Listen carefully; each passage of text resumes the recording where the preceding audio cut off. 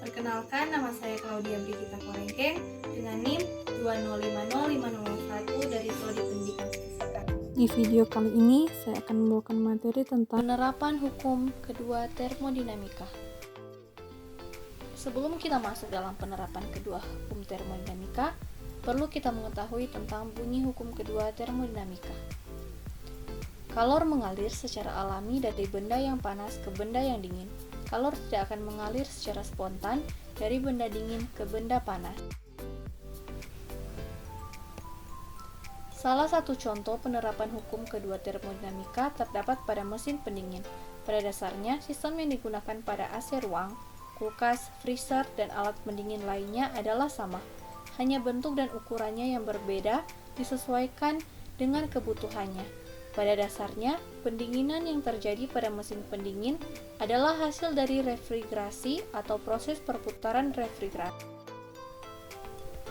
Mesin pendingin merupakan peralatan yang prinsip kerjanya berkebalikan dengan mesin kalor, di mana pada mesin pendingin terjadi aliran kalor dari reservoir bersuhu rendah ke reservoir bersuhu tinggi dengan melakukan usaha pada sistem.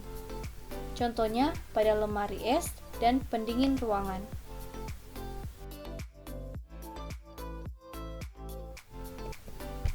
Ukuran kinerja mesin pendingin yang dinyatakan dengan koefisien daya guna merupakan hasil bagi kalor yang dipindahkan dari reservoir bersuhu rendah Q2 terhadap usaha yang dibutuhkan. Dapat dirumuskan menjadi Kp sama dengan Q2 per W sama dengan Q2 per Q1 kurang Q2 sama dengan T2 per T1 kurang T2. Dengan Kp sama dengan koefisien daya guna, W yaitu usaha yang diperlukan dengan satuan Joule, Q1 yaitu kalor yang diberikan pada reservoir suhu tinggi dengan satuan Joule, Q2 sama dengan kalor yang diserap pada reservoir suhu rendah dengan satuan Joule, T1 yaitu suhu pada reservoir bersuhu tinggi dengan satuan Kelvin, dan T2 yaitu suhu pada reservoir bersuhu rendah dengan satuan Kelvin. Penerapan hukum kedua termodinamika pada lemari es atau kulkas.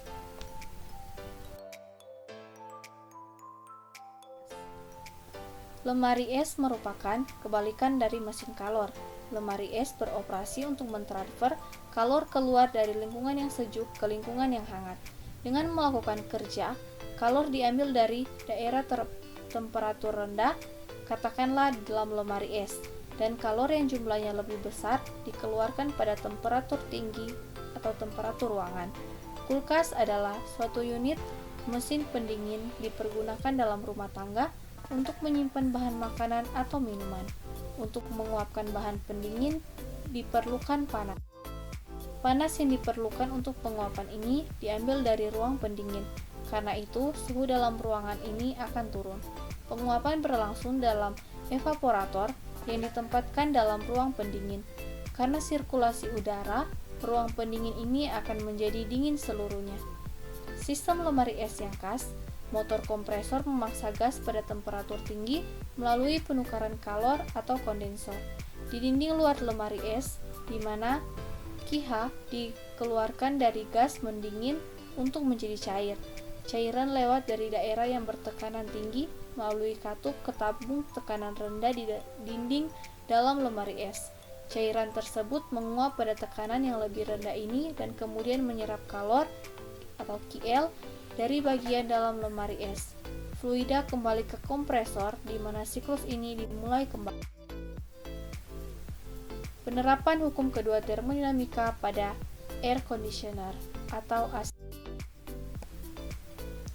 Air conditioner atau sering disapa AC atau pengkondisionan udara merupakan seperangkat alat yang mampu mengkondisikan ruangan yang kita inginkan, terutama mengkondisikan ruangan menjadi lebih rendah suhunya dibanding suhu lingkungan sekitarnya.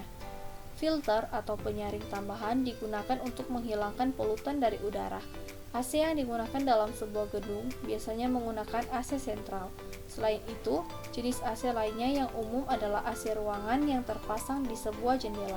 Kunci utama dari AC adalah refrigeran, yang umumnya adalah fluorokarbon yang mengalir dalam sistem, menjadi cair dan melepaskan panas saat dipompa atau diberi tekanan, dan menjadi gas dan menyerap panas ketika tekanan dikurangi.